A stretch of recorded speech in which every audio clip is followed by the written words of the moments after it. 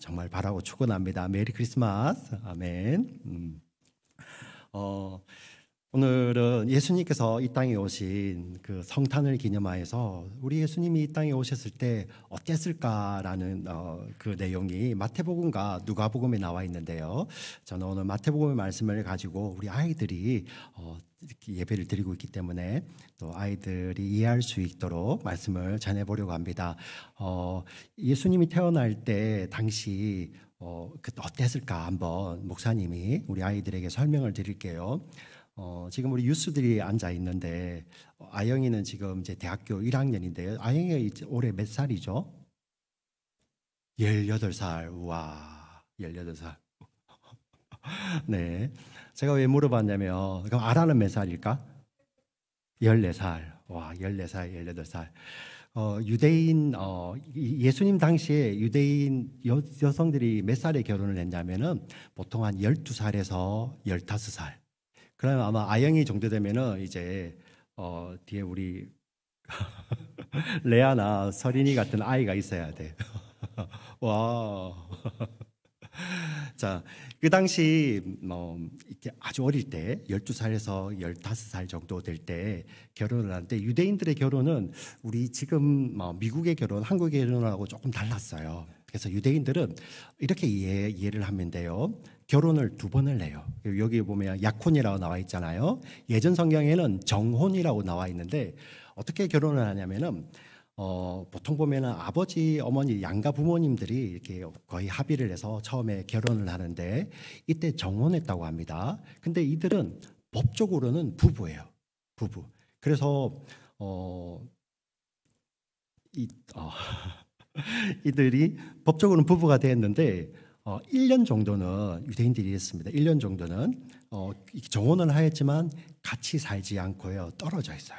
떨어져 있고 1년 정도 지나서 신랑이 이제 신부가 살 곳을 다 예비를 하고 다시 돌아와서 신부를 데리고 갑니다. 그때 신랑은 신부의 집에 그 당시 2000년 전이니까요. 신부의 집에 지불해야 될 그런 지참금, 몸값을 다 지불을 하고 기쁨으로 돌아와서 그때부터 이제 부부 생활을 하게 되는데요. 근데 1년이라는 시간이 있잖아요. 근데 제일 처음에 했었던 그 정혼도 결혼하고 똑같아서 만약에 그 1년 시간 동안에 이렇게 헤어지게 되면 신랑은 반드시 신부에게 이혼 증서를 써줘야 돼요. 왜? 결혼했기 때문에. 근데 그 1년 동안은 비록 부부지만 같이 살지도 못하고 이렇게 어떤 육체적으로도 같이 있지를 못하는 그러한 시기였어요. 오늘 본문에 보니 마리아와 요셉이 바로 그런 시기였습니다. 근데 마리아가 임신을 했어요. 그 임신한 내용을 요셉에게 이야기하는데 성경에 나와 있진 않죠. 그래서 제가 거룩한 건강한 상상력을 발휘하여서 제가 한번 1인극을 해보겠습니다. 기대되십니까? 연습 좀 부족하긴 한데 자, 12살에서 15살 정도 되는 요셉과 마리아가 만나는 거예요. 마리아부터 갈게요. 요셉, 제가 요셉에게 할 말이 있어요. 마리아? 무슨 말이죠? 요셉, 천사가 제게 나타나서 제가 아기를 가진대요. 마리아, 도대체 그게 무슨 말이에요? 아기를 가진다니. 요셉, 저희 아들이 너무 웃어요.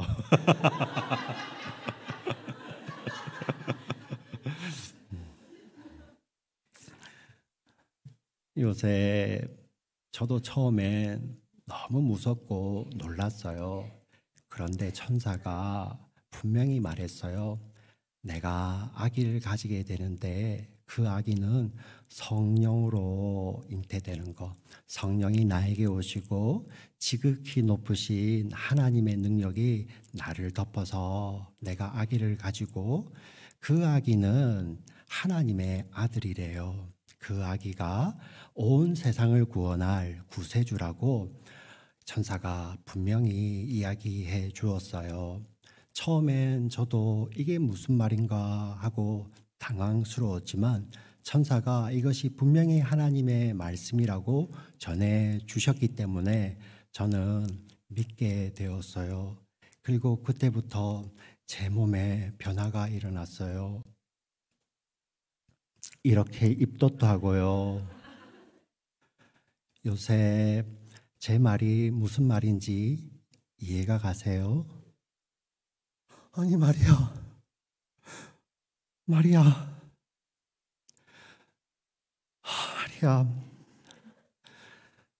저는 말할 수가 없어요. 마리아, 전 지금 말할 수 없고 미안해요, 마리아. 내가 집에 가서 생각해보고 마리아에게 할 말을 이야기해 줄게요. 마리아 잘 있어요? 그리고 이 요셉은 자기 집으로 가서 고민하기 시작합니다. 아니 어떻게? 고민하니까 물 한 잔 먹었겠죠? 요셉이 물을 먹습니다.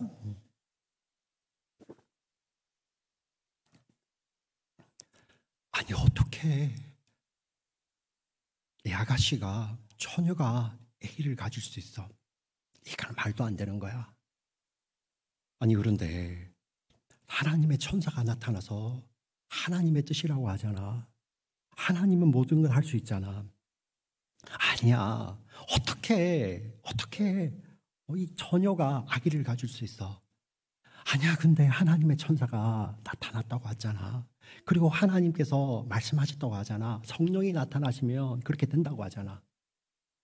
근데 요셉은 그 마음을 정하지 못하고 요셉은 의로운 사람이었어요. 하나님의 뜻을 분명히 알지만 요셉의 머리로는 이 상황을 이해할 수 없었습니다. 그래서 요셉은 조용히 안 되겠다. 마리아에게 만약에 하나님께서 그것을 이루신다면은 하나님께서 하시겠지. 그렇지만 나는 아니야. 나는 빠져야겠다. 그래서 나는 조용히 이 마리아에게 이혼 증서를 써서 보내야겠다. 이렇게 요셉이 마음을 먹고 있었습니다. 그때 하나님의 천사가 마리아에게 나타났던 하나님의 천사가 다시 나타나셨어요.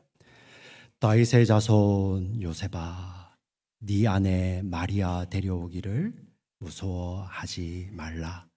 그에게 잉태된 자는 성령으로 잉태된 것이니라. 아들을 낳으리니 그 이름을 예수라 하라. 이는 그가 자기 백성들을 그들의 죄에서 구원할 자이심이니라. 이는 주께서 선지자의 글에 말씀하시기를 보라, 처녀가 잉태하여 아들을 낳으리니 그 이름을 임마누엘이라 하리라. 이를 번역한즉 하나님이 우리와 함께 계시다 함이니라. 천사가 이렇게 요셉에게 이야기를 하자 요셉은 뛸 듯이 기뻐서 마리아에게 달려가 그 마리아를 자기의 집으로 데려오고 그 요셉이 누가복음의 말씀처럼 베들레헴에 가서 마리아와 함께 아기를 낳아서 그 아기를 강보에 싸서 구유에 누이했는데 그 이름을 예수라 짓게 됩니다. 이것이 예수님 탄생하시는 이야기예요. 자, 우리 유스 친구들도 있고 어린 자녀들이 있는데 천사가 마리아에게도 나타났고 요셉에게도 나타났습니다. 마리아에게 나타난 내용은 우리가 가지고 있는 누가복음에 기록되어 있고 요셉에게 나타나는 이 이야기는 마태복음에 기록되어 있습니다.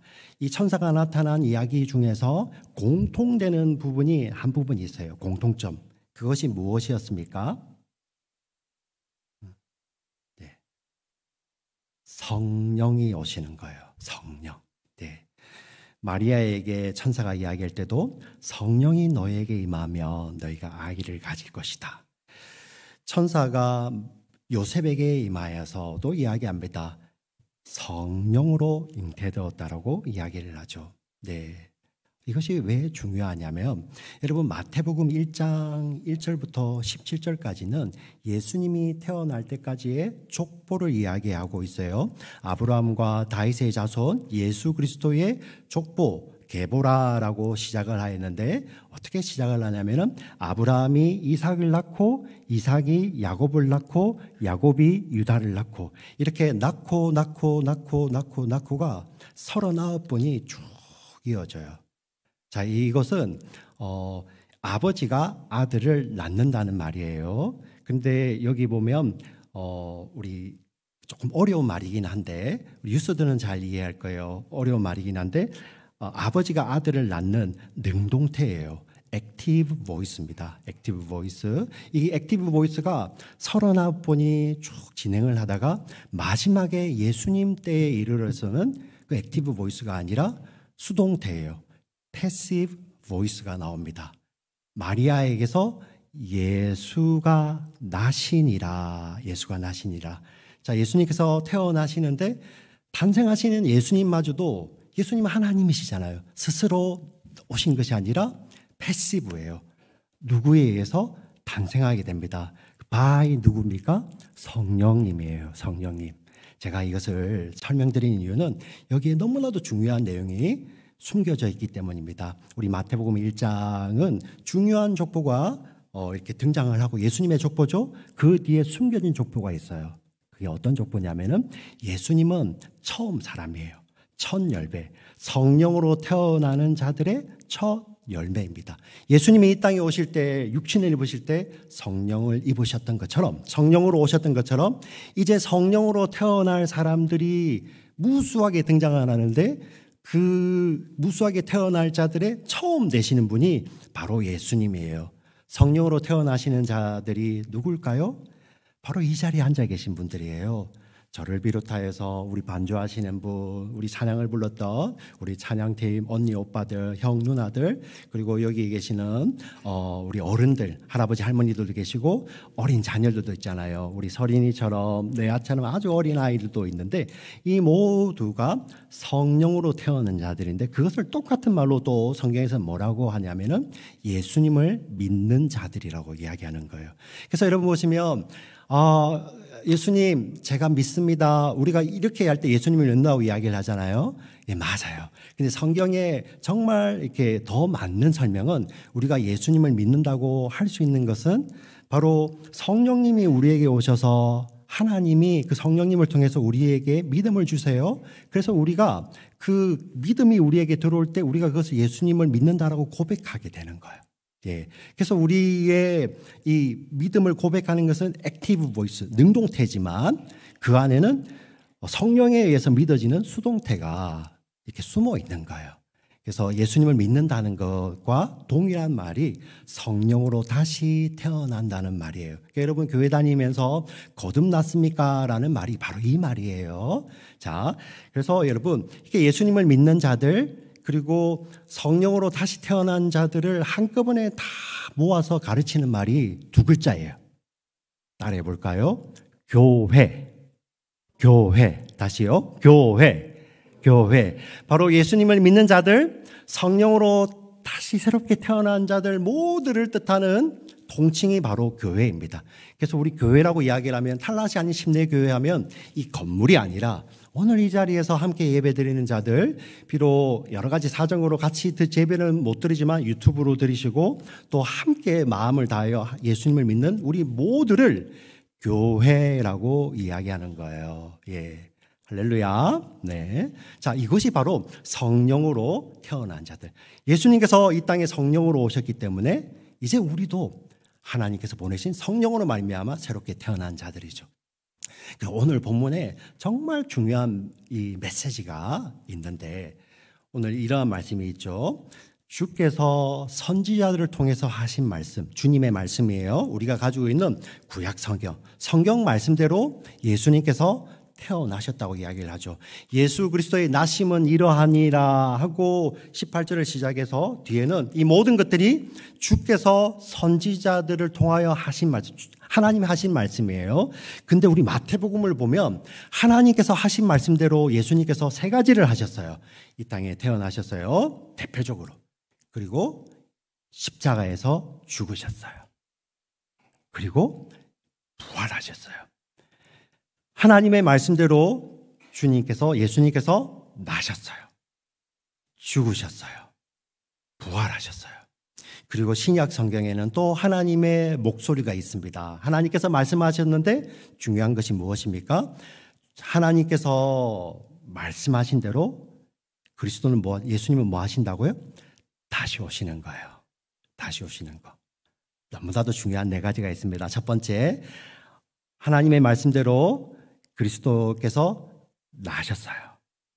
두 번째, 죽으셨어요. 세 번째, 부활하셨어요. 이 세 가지는 이미 2000년 전에 다 이루어졌죠? 이제 우리 모두가 이제 만나게 될 거. 마지막 거 뭐예요? 주님께서 다시 오실 거예요.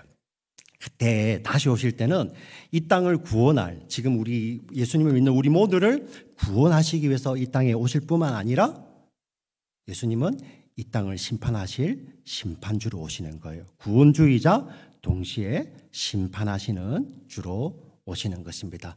여기서 중요한 것은 뭐냐면은 예수님께서 이 땅에 오신 것을, 그 예수님이 그냥 단순하게 아기가 아니라 성령으로 태어나셔서 우리의 모든 죄에서 구원하실 구원주, 그것을 우리 성경에서는 메시아, 그리스도라고 이야기하는 거예요. 그 예수님을 그리스도라고 믿는 모든 자들은 이제 다시 오실 예수 그리스도를 기다리는 자들이에요.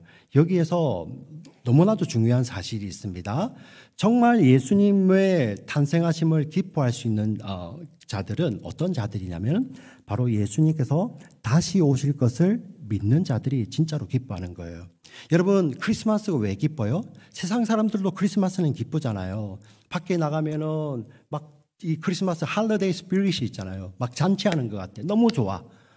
선물도 사고 파티도 하고 용돈도 받고 보고 싶은 사람 만나고 놀러도 다니고, 그래서 기쁜가요? 만약에 그런 사람들만 기쁘다고 한다면 지금 이 시간에도 전쟁이 나서 어떠한 친구들은 오늘도 공포에 떨고 있어요. 오늘도 막 미사일이 날라오고 이래요. 북한 같은 곳에 가면 오늘도 밥도 제대로 먹지 못하는 친구들이 많이 있어요. 그들에게는 크리스마스가 기쁜 날일까요? 네. 그러면 하나님은 너무나도 불공평하잖아요. 근데 하나님은 공평하세요. 왜 그렇습니까? 만약에 크리스마스가 그러한 분위기 때문에, 그러한 파티 때문에, 그러한 친구들의 만남, 놀이공원을 가고 선물을 많이 받는 것 때문에 기쁜 날이라면 하나님 너무 불공평하시죠. 우리 크리스마스가 왜 기쁠까요? 하나님이 하나님의 외아들을 아기로 보내신 이유는 우리를 구원하시기 위해서 보내셨죠. 예. 그리고 우리는 그 예수님을 믿음으로 말미암아 공평하게 이제는 우리는 다시 오실 예수님을 만나게 되는 거예요. 이거 한 가지 꼭 기억했으면 좋겠어요. 예수님께서 이 땅에 태어나셨을 때는, 태어나신 날 예수님은 누구의 축하를 받았냐면 딱 세 사람, 목자들이었죠. 목자들만이 예수님 태어났을 때 그 밤에 와서 예수님의 태어나심을 축하했어요. 그리고 예수님이 아기로 계실 때 그 예수님에게 선물을 드린 사람은 동방에서 온 이방인들, 박사들밖에 없었어요. 사실 목사님도 그렇고 여기 계신 모든 분들이 다 아쉽죠. 와, 우리도 예수님 태어날 때 그 자리에 있었으면 우리도 가서 축하를 했을 텐데 우리는 아무도 못했어요. 네. 그런데 중요한 것은 이제 예수님께서 다시 오실 때는 우리 모두가 예수님의 다시 오심을 축하할 수 있는 거예요. 이 자리에 있는 어린 친구들도 예수님을 믿는 자들은 그 예수님의 다시 오실 때 축하할 거예요. 이 자리에 계시는 할아버지 할머니들도 예수님이 다시 오실 때 우리는 같이 축하할 거예요. 심지어 지금 여러 가지 형편으로 이 예배당에 와서 그 예배드리지 못하는, 같이 하지 못하는 우리 친구들도 있고 우리 투병 중인 성도님들도 계세요. 우리 시수고 왔는데, 우리가 다음에 예수님이 다시 오실 때 그 예수님을 맞이하고 축하할 사람, 거기에 현수도 있어요. 거기에 하이디도 있어요. 그리고 지금 몸이 아파서 예배에 나오지 못하는 우리 믿음의 우리 지체들도 있어요. 우리가 모두가 다 예수님이 오실 때 같이 축하할 거예요. 그래서 우리 크리스마스가 기쁜 거예요. 여기에는 차별이 없는 거예요. 여러분 정말 좋아하시는 크리스마스 찬양 기쁘다 구주 오셨네 찬송가 115장이에요. 우리가 오늘 나중에 같이 부를 거예요. 이 내용이 너무 좋죠. 그런데 이 내용이 원래 이 기쁘다 구주 오셨네 작시자 곡이 아니라 글을 쓴 가사를 쓴 사람은 아이작 와츠라는 영국의 침례교 목사님이세요. 그런데 이분은 이 곡을 왜 쓰냐면은 예수님이 다시 오실 때를 기다리면서 이 곡을 썼어요. 하나님의 말씀대로 다시 오실 예수님을 기다리며 이 곡을 썼습니다. 그래서 여러분은 잘 그 내용을 읽어보시고 특별히 영어로 읽어보셔도 더 이해가 갑니다. 기쁘다 구주 오셨네 만백성 맞으라 온 교회여 다 일어나. 예수님 태어나실 때 그때 우리가 아는 교회는 없었죠. 예수님이 교회를 세우러 오신 분인데 그런데 이 노래는 바로 다시 오실 예수님. 교회가 누구라고요? 이 자리에 계신 우리 모두 예수님을 믿는 자들 모두 성령으로 다시 태어난 자들 모두가 다 일어나서 다시 오실 예수님을 기쁨으로 만든 거예요. 그리고 그분이 영원히 다스리기 때문에 우리가 그 노래가 기쁨이 되죠.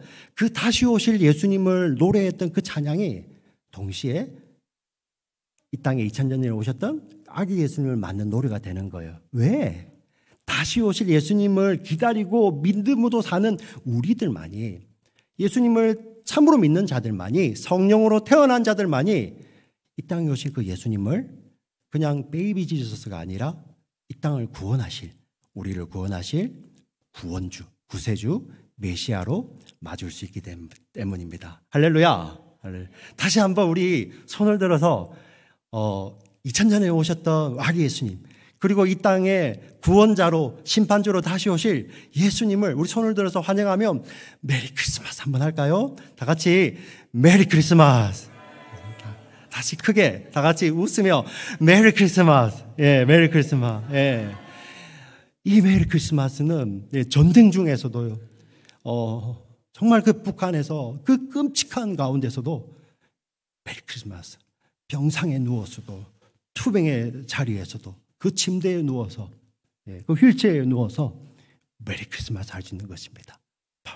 하나님께서 말씀하신 그대로 이루어지기 때문에 그래서 우리가 온 교회가 오늘 같이 예수님의 탄생하심과 다시 오실 예수님을 기다리며 함께 오늘 예배를 드리는 그래서 우리의 삶 속에서 여러분들 예수님 뭘 받으실까요? 예전에 동방 박사들만 황금 유황 묘락을 드렸는데 우리는 뭘 드릴까요? 네. 세상에서 돈이 가장 귀할 때 우리는 돈보다 더 귀한 거 어떤 겁니까? 그 돈을 이용해서 나를 위해 사는 것이 아니라 하나님을 위해서 살며 또 유향은 아주 거룩한 거예요. 세상과 구별된 삶을 살고요. 그리고 죄송합니다. 모략은요. 아주 귀한 거, 구별된 거예요. 유향은 향이 나는 거죠. 무엇입니까? 예수 그리스도의 향이 나는 우리의 삶을 그냥 예수님 만날 때 그 모습 그대로 만나는 거예요. 그때 우리 예수님이 이 자리에 계신 교회를 통해서 황금도 받으시고 유향도 받으시고 모략도 받으시는 거예요. 할렐루야. 네. 다시 오실 예수님을 우리 같이 기다리며 그 달에는 이 자리 유튜브로 괜찮습니다. 그때 유튜브 없어요. 전부 다 함께 다 같이 일어나서 온 교회가 일어나서 세계 한국에 있는 교회든 미국에 있는 교회든 아프리카에 있는 교회든 아시아에 있는 교회든 어느 곳에 있든 유럽에 있는 교회들 다 같이 일어나서 예수 그리스도를 기쁨으로 맞이하는 우리 모두가 되시기를 주님의 이름으로 부탁을 드리고 축원드립니다. 아멘. 살아계신 하나님 아버지 참으로 감사합니다. 우리에게 성탄의 기쁨도 주시고 그것을 믿는 자들에게 이제 다시 오실 예수 그리스도를 기다리는 믿음도 주셔서 감사합니다. 하나님 한 해가 저물어가며 이 성탄절이 지나가는데 우리 하나님, 우리 어린 자녀들, 또 이 자리에 있는 청년들, 우리 장년들, 우리 모두가 그냥 그저 그렇게 살아가는 것이 아니라 다시 오실 예수님을 기다리며 우리의 삶 가운데서 정말 우리의 황금을 준비하고 유향을 준비하고 몰약을 준비하는 우리 모두가 될 수 있도록 하나님 축복하여 주시고 특별히 이 시간에 기도합니다. 함께 참석하는 우리 어린 자녀들에게 정말 하나님께서 약속하신 믿음을 더 더하여 주셔서 정말 성령님께서 다시 태어나게 하셨던 그런 새로운 삶을 살아가는 것이 기쁨이 되는 우리 어린 자녀들 그리고 우리 청년, 장년, 노년이 다 될 수 있도록 하나님 교회를 축복하여 주시옵소서. 살아계신 우리 구주 예수 그리스도의 이름으로 기도드립니다.